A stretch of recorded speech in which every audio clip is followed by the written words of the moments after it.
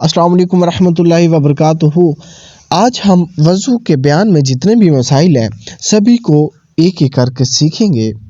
آج ہماری ویڈیو وضو کے تمام مسائل کے بارے میں ہے۔ وضو کا پہلا سوال کہ وضو میں فرض حنفیوں کے نزدیک کیا کیا ہے؟ اول، منہ کا دھونا طول میں شروع پیشانی سے، یعنی جہاں سے بال اگتے ہیں وہاں سے تھوڑی کے نیچے تک، اور عرض میں ایک کان کی لو سے دوسرے کان کی لو تک۔ یہ پہلا ہے۔ اب دوسرا، دونوں ہاتھوں کا کونیوں تک دھونا۔ تیسرا، چوتھائی سر کا مسح کرنا، اور چوتھا، دونوں پاؤں کو ٹخنوں تک دھونا۔ یہ 4 فرائض ہیں حنفیوں کے نزدیک۔ وضو میں سنت کیا کیا ہے؟ اول، نیت کرنا۔ دوسرا، بسم اللہ پڑھنا، بسم اللہ الرحمن الرحیم۔ اور تیسرا، پنجوں تک دونوں ہاتھ دھونا اگرچہ پاک ہی ہوں۔ چوتھا، انگلیوں میں ہاتھوں کا کھلال۔ اور پانچواں، کلی کرنا۔ چھٹا، مسواک کرنا۔ ساتواں، ناک میں پانی ڈالنا۔ آٹھواں، ہر عضو کو 3 بار دھونا۔ نواں، ترتیب یعنی اول ہاتھ دھونا، پھر مسواک کرنا، پھر کلی کرنا، پھر ناک میں پانی ڈالنا وغیرہ وغیرہ۔ 10واں، بے در پہ دھونا، یعنی ایک عضو کے دھونے سے دوسرے عضو کے دھونے تک خشکی نہ ہو جائے۔ اور 11واں، داڑھی کے اندر خلال کرنا، اس صورت سے کہ پشت دست آنکھوں کے سامنے رہے اور ہتھیلی آگے کو رہے۔ 12واں، سارے سر کا مسح کرنا۔ 13واں، کانوں کا مسح کرنا۔ 14واں، پانی کو انگلیوں میں خلال کرنا اس طرح سے کہ بائیں ہاتھ کی چنگلی انگلی سے دائیں پاؤں کی چنگلی انگلی کو شروع کرے اور بائیں پیر کی چنگلی انگلی پر ختم کرے، اور بر وقت بائیں ہاتھ کی چنگلی انگلی کو پاؤں کی انگلیوں کے نیچے سے اوپر کی طرف کھینچے۔ باقی اس میں مستحبات وضو جو ہے قبلہ کی طرف رخ ہو، مٹی کے برتن سے وضو کرنا، اور اس کے علاوہ اونچی جگہ پر بیٹھ کر وضو کرنا، بائیں ہاتھ سے ناک جھاڑنا، ہر اعضاء کو ملنا، یہ مستحبات ہیں۔ وقت سے پہلے وضو کرنا، انگوٹھی کو پھیرنا، ہر وضو دھوتے وقت بسم اللہ پڑھنا، وضو میں درود شریف پڑھنا۔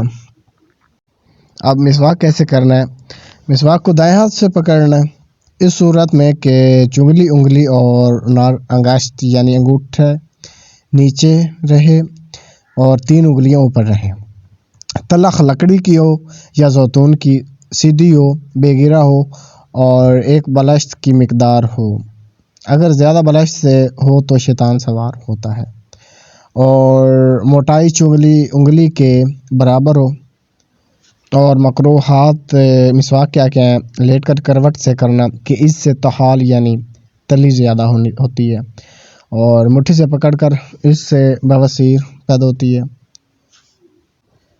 1 مرتبہ کے بعد کا چوسنا کہ اس سے اندھا پن ہوتا ہے، اور بعد فارغ ہونے کے مسواک کو نہ دھونا کہ اس سے شیطان کرتا ہے، اور مسواک کو کھڑی نہ رکھنا کہ اس سے اس پر جن آتے ہیں، اور بانس کی لکڑی سے کرنا۔ یہ ان مکروہات مسواک ہیں۔ مسواک وضو کی سنت ہے یا نماز کی؟ بریلویوں کے نزدیک سنت وضو کی ہے اور شافعیوں کے نزدیک سنت نماز کی ہے۔ اس کا اختلاف یہ ہے کہ مسواک والے ایک وضو سے چند نمازیں پڑھیں، تو حنفیوں کے نزدیک ہر نماز کا ثواب 70 نماز بے مسواک کی برابر ہوگا، اور برخلاف شافعیوں کے ان کے نزدیک علاوہ اس نماز کے جس میں مسواک ہی ہے، ہر نماز میں اس قدر ثواب نہیں ہوگا جب تک ہر نماز کے لیے جدا جدا مسواک نہ کرے۔ اور اگر کسی کے ہاتھ پاؤں میں شگاف ہے تو وہ کیا کرے؟ اگر دھونے سے عاجز ہے تو نہ دھوئے، صرف پانی بہا لے، اور اگر پانی بہانے سے بھی تکلیف ہو تو اس موضوع پر مسح کرے، اور اگر مسح بھی نہ کر سکے تو آس پاس دھوئے، اس جگہ کو چھوڑ۔ اب آتے ہیں مین کویسچن کی طرف، جو مین مسئلہ ہوتا ہے آج کل زیادہ تر لوگوں کو نہیں پتہ چلتا کہ وضو ٹوٹتا کن کن چیزوں سے ہے۔ پخانہ اور پیشاب کی جگہ سے کوئی چیز نکلنا، تمام جسم کے اندر سے خون یا پیپ نکل کر مخرج سے پاک جگہ پر پہنچنا، سہارے سے سونا، منہ بھر کے کہہ لینا، کہہ کرنا، اور نماز کے اندر بالغ کا کہکا مارنا۔ بے ہوشی اگرچہ نشے سے ہی ہو، مباشرت فحشہ یعنی دونوں شرم گاہوں کا بھڑک جانا اگرچہ دو عورتوں کے درمیان ہی ہو، ریچھ اور پتھری اور کیڑے پیشاب کی جگہ سے نکلیں تو یہ بھی ناقص وضو میں ہیں یا نہیں؟ اگر یہ چیزیں زخم کے اندر سے نکلیں تو ناقص وضو نہیں، اور پیشاب کی جگہ سے پتھری اور کیڑے کا نکلنا وضو کو توڑ دے گا۔ نہ ریگ کا نکلنا، کیونکہ ریچھ پیشاب کی در حقیقت عضو کا اختلاف ہے اور یہ ناقص وضو نہیں، مگر پخانہ کی جگہ سے برآمد ہونا ان سب چیزوں کا ناقص وضو ہے۔ اگر کسی عورت کے پخانے اور پیشاب کی جگہ پھٹ کر ایک ہو جائے اور اس کو ریچھ آ جائے اور یہ نہیں معلوم ہوا کہ یہ ہوا یا پخانہ کی جگہ سے نکلی ہے یا پیشاب کی جگہ سے، تو اس عورت کا وضو رہا ہے یا نہیں؟ اگر اس عورت کی ریچھ میں بدبو ہے تب تو اس عورت کا وضو ٹوٹ گیا، کیونکہ بدبو اس ریچھ میں ہوتی ہے جو پخانہ کی جگہ سے نکلتی ہے اور وہ ناقص وضو ہے، اور اگر بدبو نہیں ہے تو یہ ریچھ پیشاب کی جگہ سے نکلی اور یہ اختراج ہے۔ اختراج وضو کو نہیں توڑتا۔ جونک اور مچھر اور چپڑی وغیرہ کے خون چوسنے سے بھی وضو ٹوٹ جاتا ہے یا نہیں؟ جونک کے خون چوسنے سے تو وضو جاتا رہے گا، مچھر اور کھٹمل وغیرہ کے چوسنے سے نہیں جاتا۔ چپڑی اگر بڑی ہو تو جونک کا حکم میں ہے اور چھوٹی مچھر کے حکم میں۔ اگلا سوال، آنکھ دکھنے کے وقت جو پانی آنکھ سے بہتا ہے اس سے بھی وضو ٹوٹ جاتا ہے یا نہیں؟ جو پانی آنکھ یا کان یا ناف وغیرہ سے درد کے ساتھ برآمد ہو وہ سب ناقص سے وضو ہی ہے۔ آنسو اور پسینے سے بھی وضو ٹوٹ جاتا ہے یا نہیں؟ ان سے وضو نہیں ٹوٹتا۔ تھوک میں خون اگر مل جائے تو وضو رہا یا نہیں؟ جب تک خون مغلوب ہے، یعنی اگر تھوکنے سے سرخی نمودار ہو تب تو وضو ٹوٹ گیا، اور اگر زردی ہے تو وضو نہیں ٹوٹا۔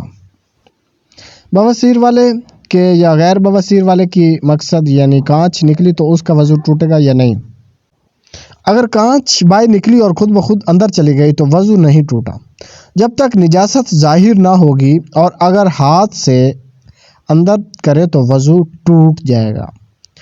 اگلا سوال، اگر کسی نے زخم پر پٹی باندھی اور خون وغیرہ کی تراوٹ پٹی پر ظاہر ہوئی تو اب وضو رہا یا نہیں؟ وضو بعد ظاہر ہونے خون وغیرہ کے ٹوٹ جائے گا، کیونکہ یہ تراوٹ بجائے بہنے کے ہے۔ اگلا سوال، ایک شخص بیٹھا سو رہا ہے، اس طرح کہ جھک جھک کر زمین سے قریب ہو جاتا ہے، اس کے لیے وضو کا حکم کیا ہے؟ جب تک گرے نہیں وضو ہے، اور اگر گرتے ہی جاگ پڑا تب بھی وضو رہے گا، ورنہ نہیں۔ اس طرح اگر سوتا ہوا قریب کے باتیں سنتا رہے تو بھی وضو نہیں ٹوٹے گا۔ اپنی یا غیر کی شرمگاہ دیکھنے سے بھی وضو ٹوٹتا ہے یا نہیں؟ ہرگز نہیں۔ اگر اپنی یا غیر کی شرمگاہ کو چھو بھی لیا تب بھی وضو نہیں ٹوٹتا۔ عورت کی مساج سے وضو ٹوٹ جاتا ہے یا نہیں؟ نہیں جاتا جب تک مزی وغیرہ نہ نکلے۔ مکروہات وضو کیا ہے؟ مکروہات وضو یہ ہے: چہرے پر پانی زور سے مارنا، پانی کا حاجت سے کم و بیش کرنا، یعنی نہ تو مثل تیل کے چپڑے اور نہ حد اسراف کو پہنچے، وضو کے اندر بلا ضرورت اشد دنیا کی باتیں کرنا، نہ پاک مکان میں وضو کرنا، عورت کے بچے ہوئے پانی سے وضو کرنا، مسجد کے اندر وضو کرنا، اسی پانی میں تھوکنا اور ناک سینگنا مطلب سونگنا سیکھنا جس سے وضو کر رہا ہے، اگرچہ پانی جاری ہو، وضو میں پیر دھونے کے وقت پاؤں کو قبلہ کی رخ سے نہ پھیرنا، بائیں ہاتھ سے منہ میں کلی کے لیے پانی لینا، اس طرح ناک میں بھی، اور دانے ہاتھ سے ناک صاف کرنا بغیر عذر کے، کسی برتن کو اپنے وضو کے لیے ہی خاص کر لینا۔ اگلا سوال، ایک شخص کو شک ہوا کسی عضو کے دھونے یا مسح کرنے میں، وہ کیا کرے؟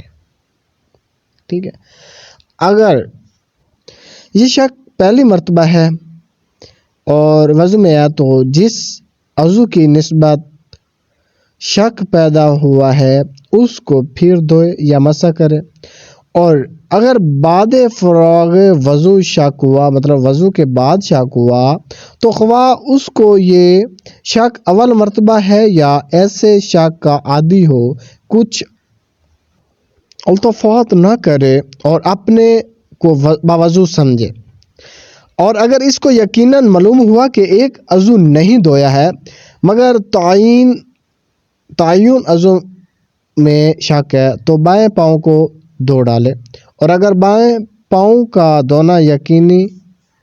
آج کا وضو کے بیان میں آخری سوال، ایک شخص کو وضو تھا مگر ٹوٹنے میں شک ہے، کیا کرے؟ یہ شک اپنے آپ کو وضو سمجھے۔ آج کے وضو کے جتنے بھی مسائل ہیں میں نے تقریباً سبھی بتا دیے ہیں۔ اگر آپ کو کہیں سے سمجھ نہیں آئی تو ویڈیو کو دوبارہ سے دیکھنا، انشاءاللہ سمجھ آ جائے گی۔ اگر پھر بھی نہ آئے تو کمنٹ میں میسج کر دینا، میں انشاءاللہ آپ کو اس کی وضاحت کر دوں گا۔